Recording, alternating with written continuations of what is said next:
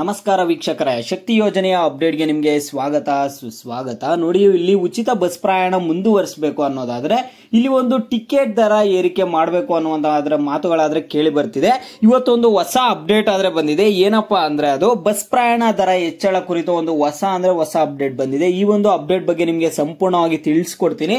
ಎಲ್ಲರೂ ವಿಡಿಯೋ ಕೊನೆವರೆಗೂ ನೋಡಕ್ ಟ್ರೈ ಮಾಡಿ. ಅದಕ್ಕೆ ಮುಂಚೆ ಯಾರು ಚಾನಲ್ ಅನ್ನು ಇನ್ನೂ ಸಬ್ಸ್ಕ್ರೈಬ್ ಮಾಡ್ಕೊಂಡಿಲ್ಲ, ಈಗಲೇ ಪಟ್ ಅಂತ ಚಾನಲ್ ಅನ್ನ ಸಬ್ಸ್ಕ್ರೈಬ್ ಮಾಡ್ಕೊಳ್ಳಿ. ಮತ್ತೆ ವಿಡಿಯೋಗೊಂದು ಲೈಕ್ ಆದ್ರೆ ಕೊಡಿ. ನೀವು ಕೂಡ ಸಬ್ಸ್ಕ್ರೈಬ್ ಲೈಕ್ ಇಂದ ನಿಮ್ಗೆ ಇದೇ ರೀತಿ ಕಂಟಿನ್ಯೂಸ್ ಅಪ್ಡೇಟ್ಸ್ ಆದ್ರೆ ಸಿಗ್ತಿರುತ್ತೆ. ಈಗಾಗಲೇ ಯಾರು ಸಬ್ಸ್ಕ್ರೈಬ್ ಲೈಕ್ ಮಾಡಿ ವಿಡಿಯೋ ನೋಡ್ತಿದ್ದೀರೋ ಎಲ್ಲರಿಗೂ ನನ್ನ ಒಂದು ಹೃದಯ ಪೂರ್ವಕ ಧನ್ಯವಾದಗಳು. ನೋಡಿ, ಈಗ ನಾನು ಡೈರೆಕ್ಟ್ ಆಗಿ ಟಾಪಿಕ್ ಗೆ ಬರ್ತೀನಿ.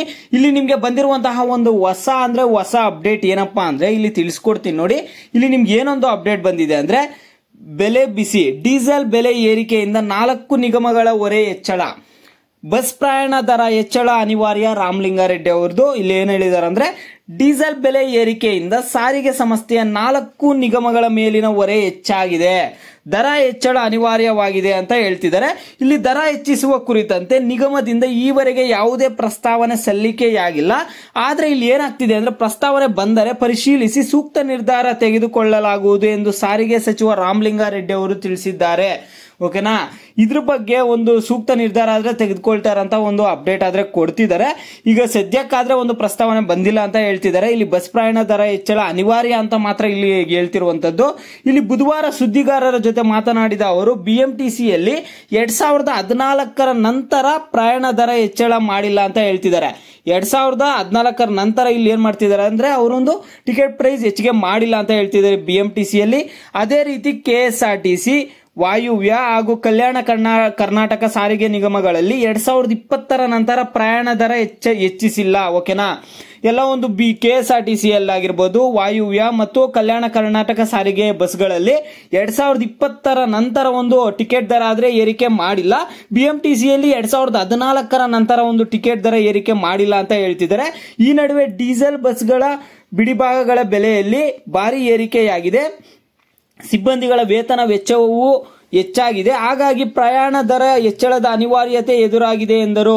ಇಲ್ಲಿ ನೋಡಿ, ಅವ್ರು ಏನ್ ಹೇಳ್ತಿದ್ದಾರೆ ಅಂದ್ರೆ ಇಲ್ಲಿ ಒಂದು ಡೀಸೆಲ್ ಬೆಲೆನು ಪೆಟ್ರೋಲ್ ಬೆಲೆ ಕೂಡ ಈಗ ಏರಿಕೆಗಳಾಗಿದ್ದಾವೆ, ನಿಮ್ಮೆಲ್ಲರಿಗೂ ಗೊತ್ತಿದೆ.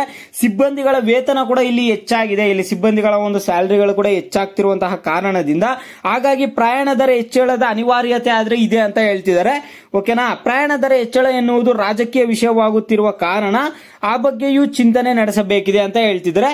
ಒಂದು ವೇಳೆ ಪ್ರಯಾಣ ದರ ಹೆಚ್ಚಳವಾಗದಿದ್ದರೆ ರಾಜ್ಯ ಸರ್ಕಾರ ವಿಶೇಷ ಅನುದಾನ ನೀಡಬೇಕಾಗುತ್ತದೆ ಎಂದು ಈ ಬಗ್ಗೆ ಶೀಘ್ರದಲ್ಲಿ ಪ್ರಸ್ತಾವನೆ ಸಲ್ಲಿಸಲಾಗುವುದು ಅಂತ ಹೇಳ್ತಿದ್ದಾರೆ. ಶೀಘ್ರದಲ್ಲೇ ಒಂದು ಪ್ರಸ್ತಾವನೆ ಮಾಡ್ತಾರಂತ ಒಂದು ಇನ್ಫಾರ್ಮೇಶನ್ ಆದ್ರೆ ಕೊಡ್ತಿದ್ದಾರೆ.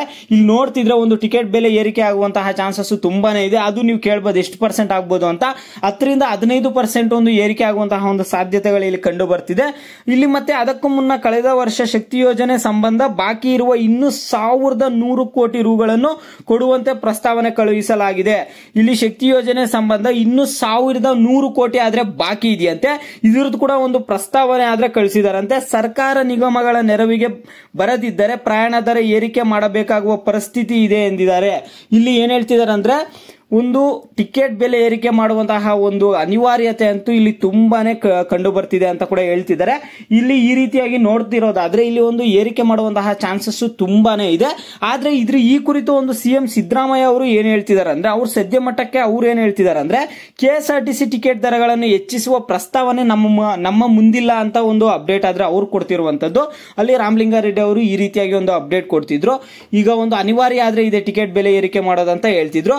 ಈಗ ಅವರೊಂದು ಎಚ್.ಡಿ. ಕುಮಾರಸ್ವಾಮಿ ಅವರಿಗೆ ರಿಪ್ಲೈ ಮಾಡಿಬಿಟ್ಟು ಸಿಎಂ ಸಿದ್ದರಾಮಯ್ಯ ಅವರು ಏನ್ ಹೇಳಿದ್ರು ಅಂದ್ರೆ ಸಂಡೂರಿನಲ್ಲಿ ಗಣಿಗಾರಿಕೆ ಮಾಡಲು ಕೇಂದ್ರ ಸಚಿವ ಕುಮಾರಸ್ವಾಮಿ ಅವರೇ ಒಂದು ಕಾಲದಲ್ಲಿ ವಿರೋಧಿಸಿ ಈಗ ಅವರೇ ಗಣಿಗಾರಿಕೆ ಮಾಡಿ ಎನ್ನುತ್ತಿದ್ದಾರೆ.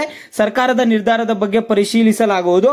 ಕೊಪ್ಪಳ ತಾಲೂಕಿನ ನವಲೆಯಲ್ಲಿ ತುಂಗಭದ್ರಾ ಬ್ಯಾಲೆನ್ಸಿಂಗ್ ರಿಸರ್ವಾಯರ್ ನಿರ್ಮಿಸುವ ಸಂಬಂಧ ತೆಲಂಗಾಣ ಆಂಧ್ರಪ್ರದೇಶದ ಮಧ್ಯೆ ಮಾತುಕತೆ ಪ್ರಾರಂಭ ಮಾಡಿ ಡಿಪಿಆರ್ ಮಾಡಿಸಲಾಗುವುದು. ಅಂಗನವಾಡಿ ನೌಕರರ ಅನಿರ್ದಿಷ್ಟಾವಧಿ ಮುಷ್ಕರಕ್ಕೆ ಸಂಬಂಧಿಸಿದಂತೆ ಎರಡೂ ಇಲಾಖೆಗಳು ಸಭೆ ಸೇರಿ ಪರಿಹಾರವನ್ನು ಕಂಡುಕೊಳ್ಳಬೇಕು ಎಂದು ಸೂಚಿಸಿದ್ದು, ಸೋಮವಾರ ಇದಕ್ಕೆ ಸಂಬಂಧಿಸಿದಂತೆ ಒಂದು ಸಭೆ ಆದ್ರೆ ಕರೆಯಲಾಗ್ತಿದೆ ಅಂತೆ. ಸೋಮವಾರ ಇದಕ್ಕೆ ಸಂಬಂಧಿಸಿದಂತೆ ಒಂದು ಇದು ಕೂಡ ಮಾಡ್ತಿದ್ದಾರೆ, ಸಭೆ ಕೂಡ ಕರೀತಿದಾರಂತೆ. ಓಕೆನಾ. ಮತ್ತೆ ಇದು ಅನಿವಾರ್ಯ ಇದೆ ಅಂತ ರಾಮಲಿಂಗಾರೆಡ್ಡಿ ಅವರಾಗಿರ್ಬೋದು, ಸಾರಿಗೆ ನಿಗಮಗಳ ಕಡೆಯಿಂದ ಕೂಡ ಒಂದು ಬರ್ತಿರುವಂತಹ ಮಾಹಿತಿ ಆಗಿದೆ.